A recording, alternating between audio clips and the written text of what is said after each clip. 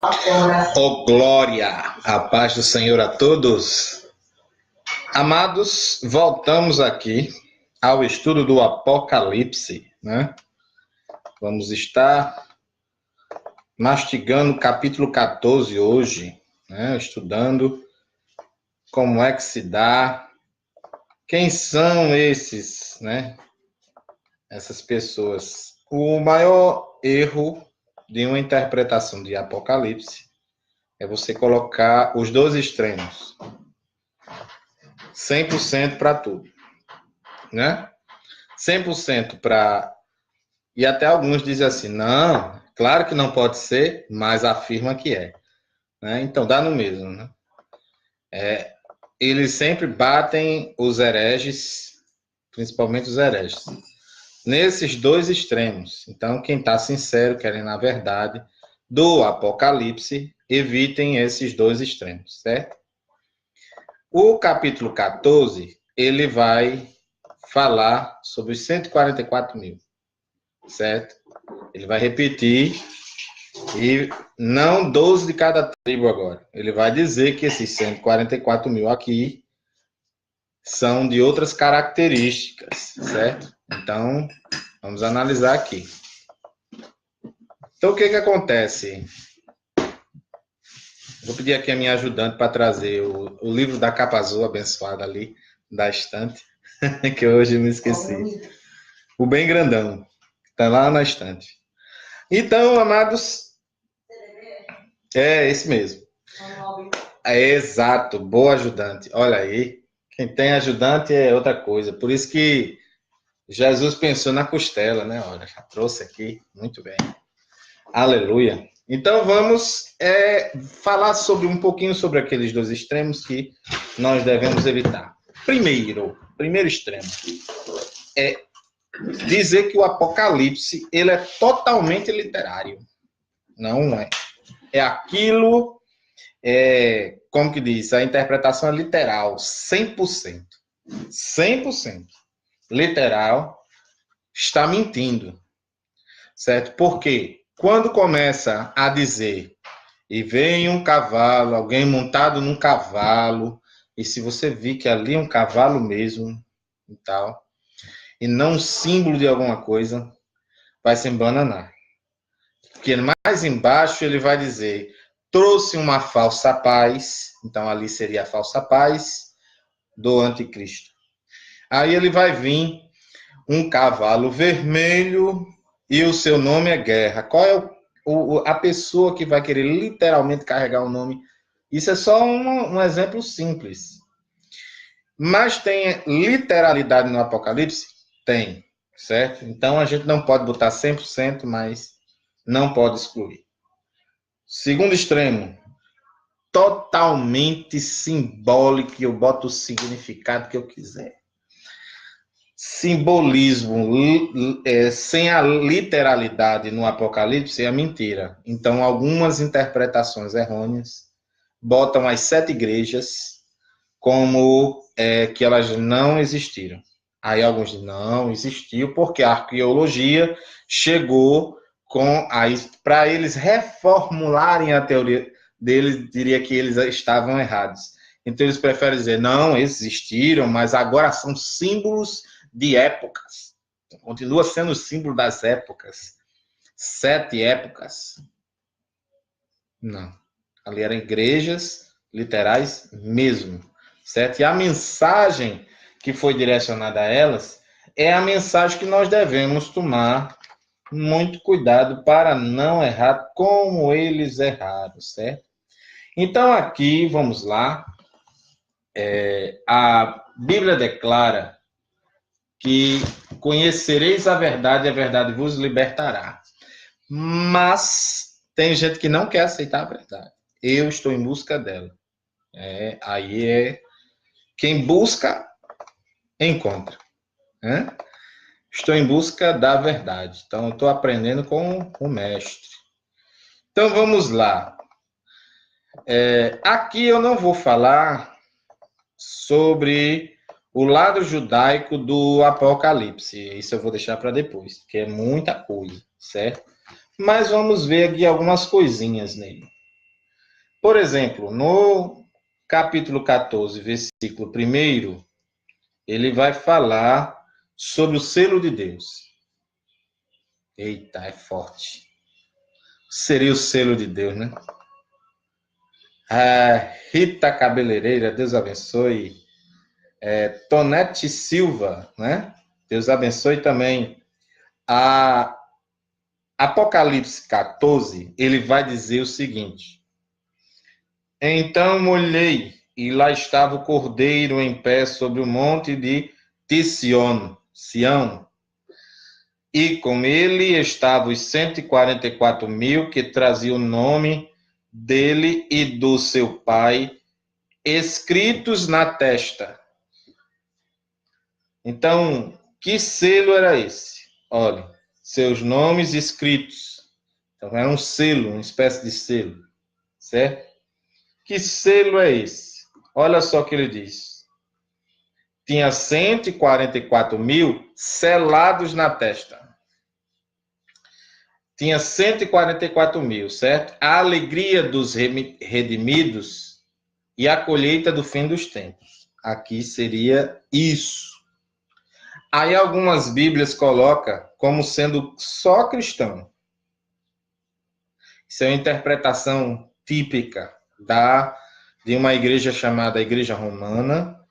Ela é antissemita no passado, muito, e deixou marcas que até hoje, alguns, quando assimilam do jeito que ela ensinou, acaba indo para isso, excluindo totalmente os judeus da igreja, ou dizendo que eles têm que deixar de ser judeus para poder ingressar na igreja, criando assim um obstáculo, ou seja, os judeus criaram no passado, em outro vídeo a gente fala, mas no presente quem cria é os não-judeus, certo?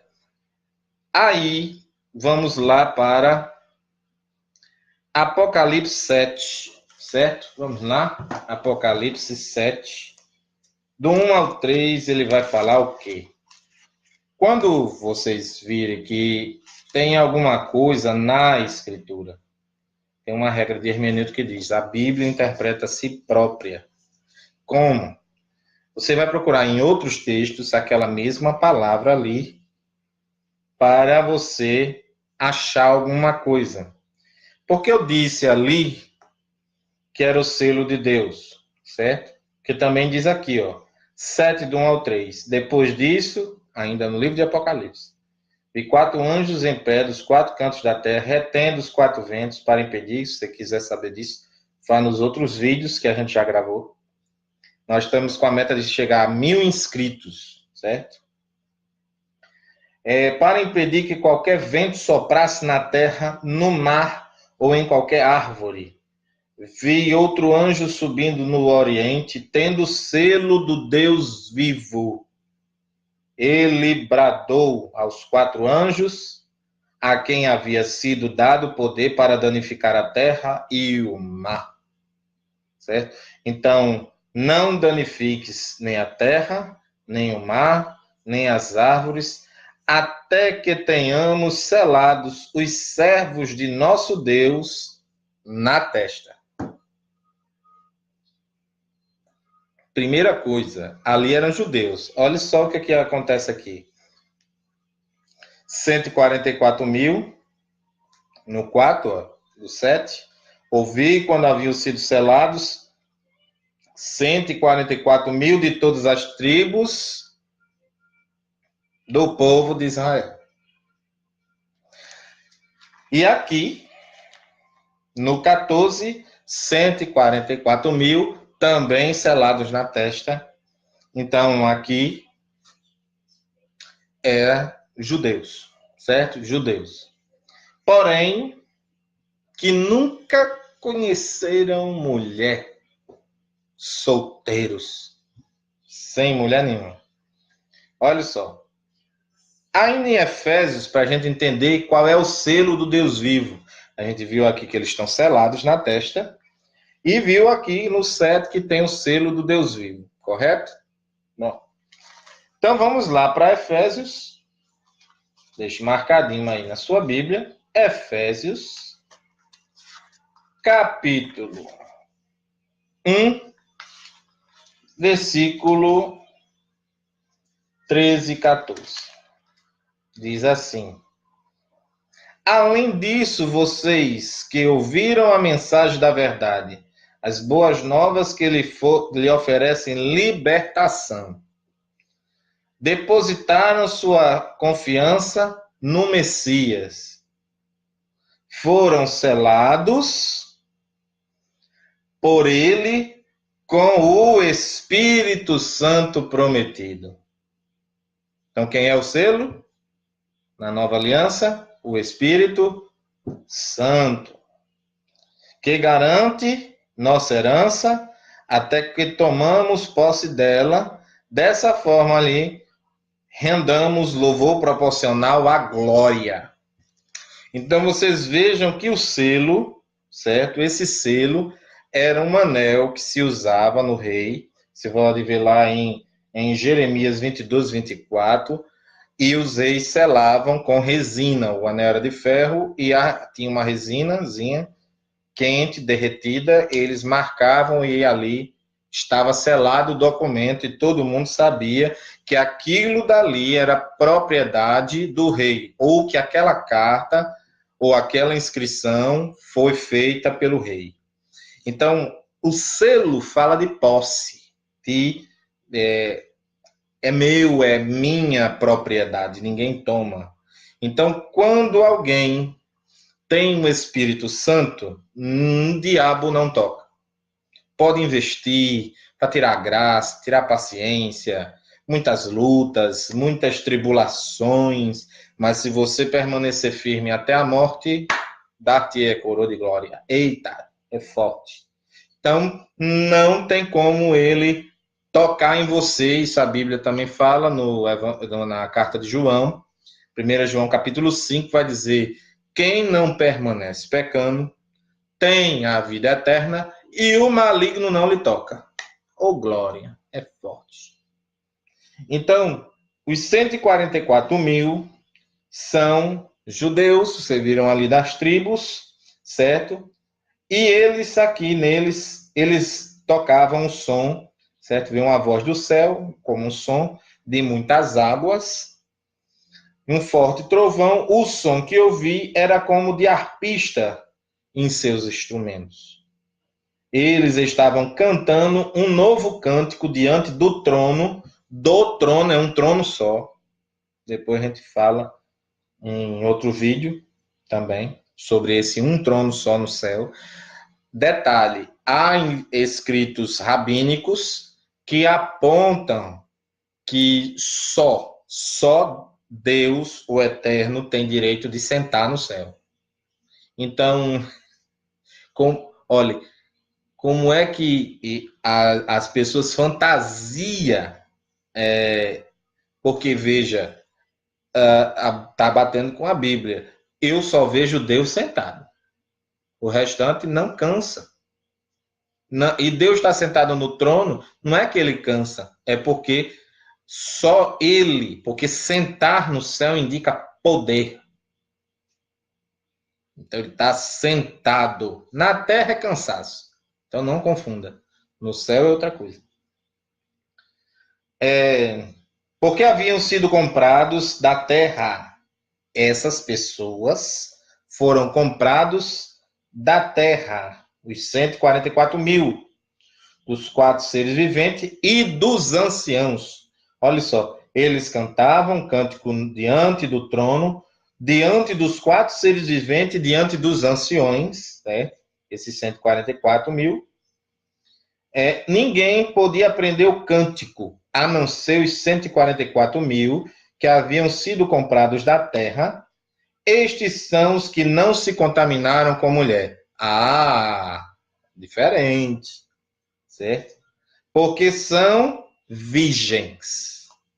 Então não é aquela coisa de que namoro é pecado, que casar é pecado. Não. Surgiu essas heresias durante a história, certo? E a marca que vamos ver daqui a pouco, alguns dizem que é o sábado, vamos ver se é. Alguns dizem que a marca da besta é o domingo, também vamos ver se é. E também vamos ver se essa marca é o chip da Mondex, que falam aí. Porque são virgens e seguem o Cordeiro onde quer que ele vá.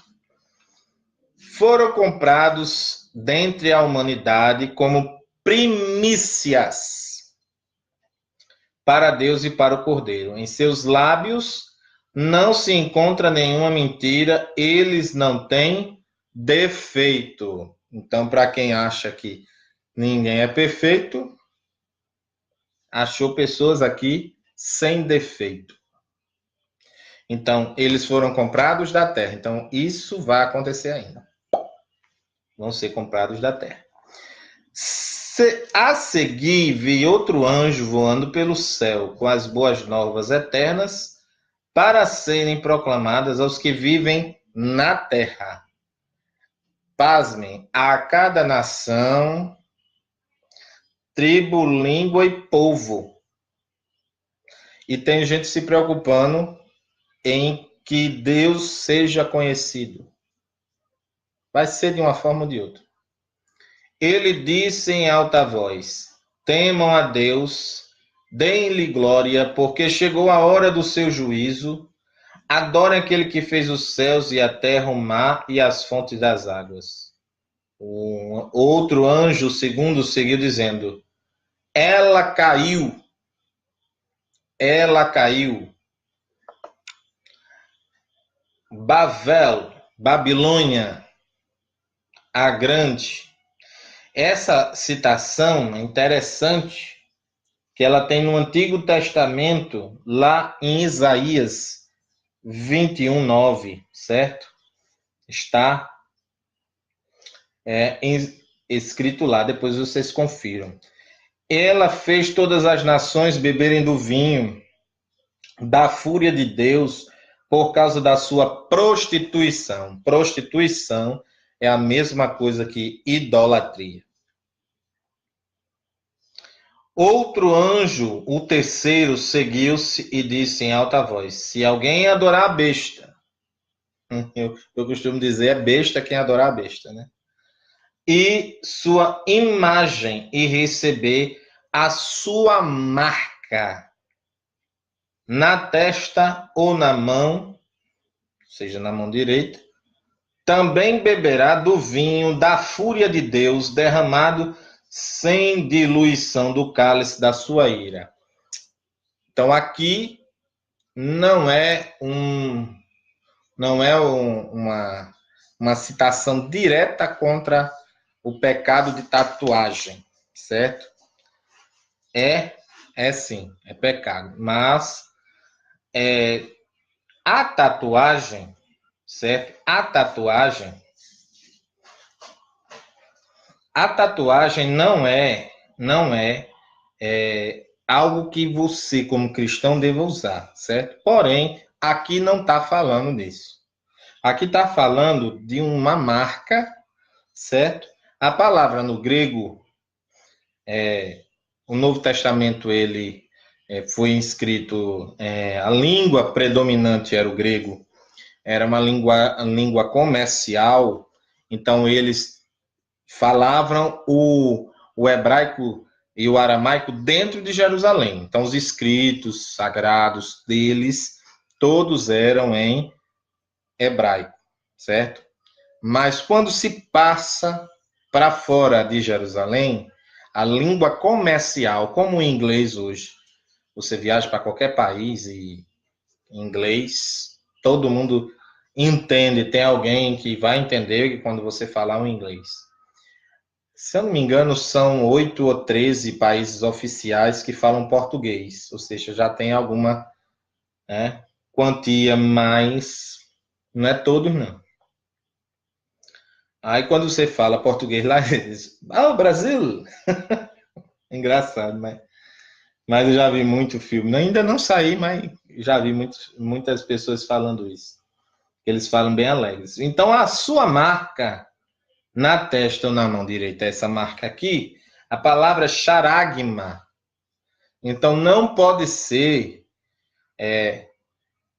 porque não é estigma. Então vamos lá ver. Charagma. O que é charagma? Charagma é carimbo, marca externa, olha só.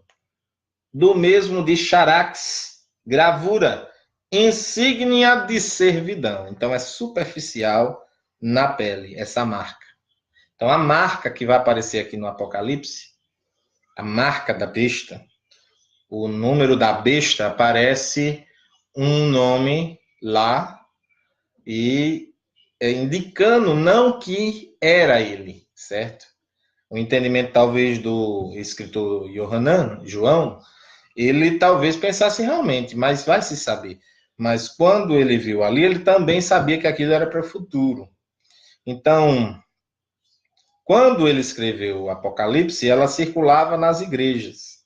Então, quando circulava nas igrejas, ela pegou e ele começou a entender que o mau caráter que aparece no 666, o mau caráter daquela pessoa, por nome Nero, veio outras pessoas sendo ou anticristos, certo? Até chegar a esse anticristo. Então, teve Stalin, teve Nero. Então, se a gente for fazer um vídeo só sobre o anticristo, você vai ver o mau caráter que ele é. Da mesma forma que apareceu vários Machia, vários Messias, certo? Com um bom caráter, indicando que Yeshua, Jesus, iria ter um excelente caráter. Então, Noé foi um.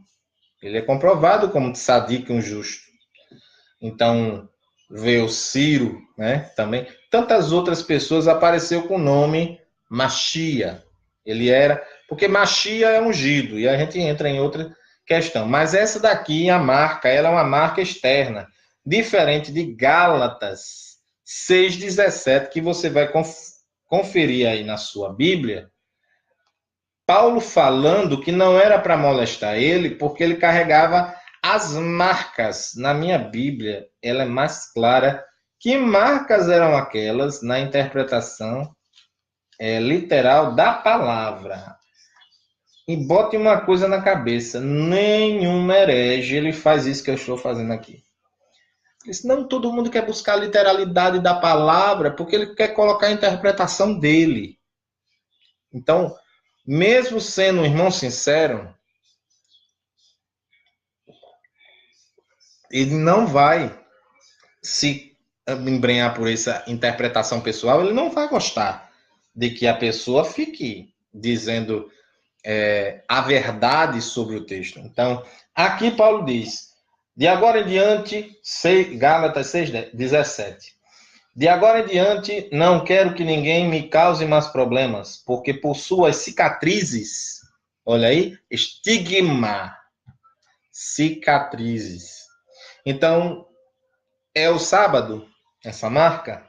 Não, porque é uma marca superficial e não dia. Então, também o domingo não pode ser a marca da besta. A Elmondex faz a perfuração, é cicatriz, já deixa uma cicatriz. Então, seria estigmata aqui. E aqui não aparece estigmata. Em qualquer versão do Apocalipse, você vai ver charagma, certo? Então, é uma marca externa. Então, possivelmente, pode ser que ele vá usar tecnologia, modelando em um adesivo, que não vai poder ser retirado, mas vai ser superficial da pele, com os fios ou com uma marca dentro daquele selinho, colocar por cima da pele, na mão direita ou na testa, e não vai poder ser retirado. Então, é alguma forma, mas é certo que vai ser externo, certo? Isso daí é externo por causa da palavra que está no texto. Então, isso daí não tem... Agora, como vai ser o método que ele vai usar, ele vai cumprir isso daqui.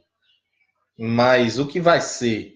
Eu posso ir pela tatuagem no adesivo que não sai. O adesivo cola, por, sei lá, ele vai ser o encarnado do diabo, o filho do pecado, o filho da perdição, ele pode usar um artifício para colar, né?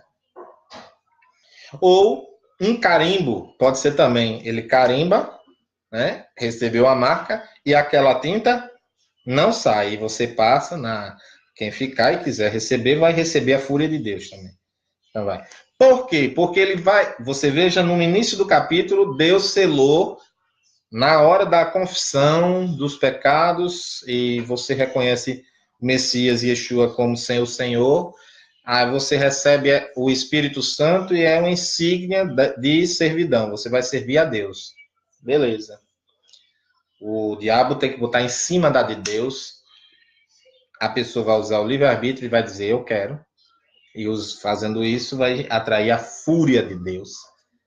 Então, não é bom provocar Deus nem hoje, nem nunca. Né? Então, vamos lá. Continuando, ele diz assim, derramando a diluição do cálice da sua ira. Você veja que a mensagem ela é muito clara, certo? É muito literário, mas tem adereços que são simbólicos. Mas quando você entende o símbolo, a mensagem é literal. Ele diz assim, será atormentado com fogo e enxofre. Isso daqui não é simbólico. Diante dos santos anjos e do Cordeiro. Cordeiro já é simbólico, apontando para o sacrifício substitutivo de Cristo. Né? A fumaça do tormento dessas pessoas sobe para todo sempre. Não há descanso, é para sempre isso, certo? Algumas pessoas estão dizendo que o inferno, o tormento, não tem um fim, tem um fim. Eu vejo até assim, uma esperança de que Deus faça isso, né? Mas está muito claro, a justiça de Deus é assim. Teve uma pessoa que chegou até a dizer, Deus não faz justiça, quem faz é o Elohim, ou seja, o anjo que ele designa, através do anjo é só o servo, através não muda nada. Deus faz justiça através dos seus servos, né? Aí ele diz assim, não há descanso durante o tempo que as pessoas sobem para aceitar, não há descanso para todo sempre, tal, para todos os que adoram a besta e a sua imagem, para que se recebe como seu nome. Nesse momento é necessária a perseverança da parte do povo de Deus, certo? Dos que ficaram. Que povo de Deus é esse? Mateus 24 vai falar que foram judeus e que judeus ficaram, Romanos 11, os ramos quebrados. Certo? Judeus que não confessaram Jesus como Messias e pessoas. Igreja, uma igreja que fica, certo? Ela fica uma igreja. Que igreja fica? A rebelde. Fica. A despreparada. Fica, certo? Ah, mas a igreja não passará. A noiva não passará. A rebelde fica, certo? Então, quem quer ser rebelde ficar, fique. Agora aguente. Tem que ter perseverança. E nem todo mundo vai perseverar, não. Então, vamos lá. A perseverança da parte do povo de Deus dos que guardam seus mandamentos. Quem é esse povo de Deus que guarda os mandamentos? E são fiéis a Yeshua. Aí, são fiéis a Yeshua. A seguir, ouvi uma voz do céu dizendo, escreva, quão felizes são os mortos que expiram unidos ao Senhor, de agora em diante. Sim, diz o Espírito com letra maiúscula. Agora eles poderão descansar de suas lutas, porque as suas realizações os acompanharão no futuro. Então olhei, diante de mim estava uma nuvem branca, alguém parecido como o Filho do Homem, que está lá em Daniel, capítulo 7, versículo 13, indicando que ele vem com as nuvens. Estava sentado sobre a nuvem, com uma coroa de ouro na cabeça e uma foice afiada na mão. Outro anjo saiu do templo e bradou a quem estava sentado sobre a nuvem: comece a usar sua foice para cortar, porque o tempo da colheita chegou, a safra da terra está madura. O que estava sentado sobre a nuvem usou a foice na terra, e a terra foi ceifada. Você veja que ele estava entre as nuvens no arrebatamento, toca a trombeta para as pessoas subir. Beleza. Aqui, não. Aqui ele está sentado sobre as nuvens, preparado para ceifar. É diferente, bem diferente. Outro anjo saiu do templo celestial. Ele também empunhava uma foice afiada. Então saiu do altar outro anjo encarregado do fogo. Ele bradou que tinha a foice afiada. Use sua foice afiada sobre os cachos de uva. Olha agora, bem claro aqui. Simbólico, mas vamos dizer, cachos de uva da videira na terra. Quem é a videira? Eu sou a videira verdadeira. Vós sois os ramos. Mas lá, Paulo chama, lá no Romanos 11 também, de videira a Israel. Eita, e agora? O anjo passou a foice pela terra, juntou as uvas e lançou no lugar grande, no lagar da fúria de Deus. O lagar foi usado fora da cidade. Que cidade é essa? Jerusalém. Vocês vejam, pastor, onde é que o senhor está vendo Jerusalém? Está aqui, ó, no capítulo 14, versículo 1. Qual é a cidade que está construindo em cima do Monte Sião? Jerusalém. Aí aqui ele fala cidade. Contexto, né? O lagar foi usado fora da cidade e correu o sangue do lagar. Chegou ao nível de freios dos cavalos. O nível do freio dos cavalos. Muito sangue. A distância de 300 quilômetros. Então, o que vai acontecer? Por isso que diz, uma perseverança muito grande. O que vai acontecer nessa época é uma coisa que não se viu na face da terra. Eu preguei para uma pessoa isso, ensinei bem direitinho, para você ver como é. Expliquei o livro de Apocalipse bem direitinho e disse, isso ainda vai acontecer. Ela chorou na hora do ensino. Chorou. E eu entendi na hora que ela estava arrependida. Com poucos dias, ela aprontou com uma pessoa, fechou a igreja da pessoa e foi embora por causa de uma outra pessoa. Entendeu? Remorso não é arrependimento. Entende aí? Então tem muita gente que chora na hora da mensagem. Se enche do poder. Bate palminha. Marcha para Jesus. Dança frevo do céu. Né? Tem alguns que extrapola mesmo, fazendo assim, parece que está dançando carnaval. Né? Bota as mãos para trás, feita a bombageira, mas faz. E eu sou a favor do poder de Deus. E eu vejo quando é o poder de Deus. Eu sou pentecostal. Eu vejo quando é o poder de Deus. Mas se eu não vou dar julgamento a ninguém aqui. Se eles não estiverem arrependidos sinceramente, vai para este lagar aqui. Vai para esse lagar da fúria de Deus. Vai para esse lagar onde vai ser derramado sangue. E dá a entender que é uma matança. Dá a entender que é guerra. Os soldados do anticristo vão matar. Por autorização de Deus. Por quê?